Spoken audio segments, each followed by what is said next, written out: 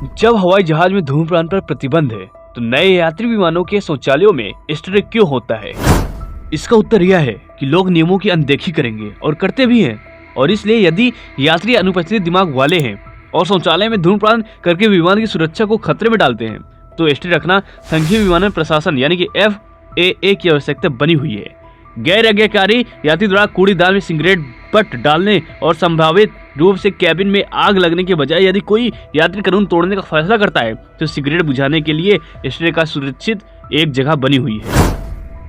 FAA को एक विमान में न्यूनतम उपकरण के रूप में एक स्ट्रे की आवश्यकता होती है और यदि किसी विमान में एक स्ट्रे है जो ठीक से काम नहीं करती तो इसे 3 दिनों के भीतर बदला जाना चाहिए। टाइम की रिपोर्ट के अनुसार 2009 में लंदन हीथ्रो से ब्रिटिश एयरवेज की एक उड़ान में महत्वपूर्ण हिस्सा गायब होने के कारण देरी हुई थी। मैक्सिको सिटी जाने वाले बोइंग 747 जंबो जेट में देरी हो गई क्योंकि रखरखाव के लिए स्ट्रे के लिए एक उपयुक्त प्रतिष्ठान ढूंढना पड़ा जो विमान में सेवा से बाहर था। इसलिए हालांकि दुनिया भर के सभी विमानों में धूम्रपान पूरी तरह से प्रतिबंधित है। बस याद रखें यदि कोई नियम तोड़ता है तो यात्रियों की सुरक्षा के लिए स्ट्रे मौजूद है।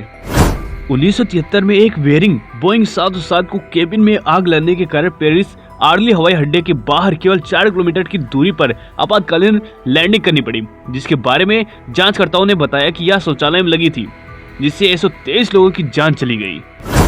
आप ये इमेज देख सकते हैं गेटी इमेजेस के माध्यम से गामा राफो।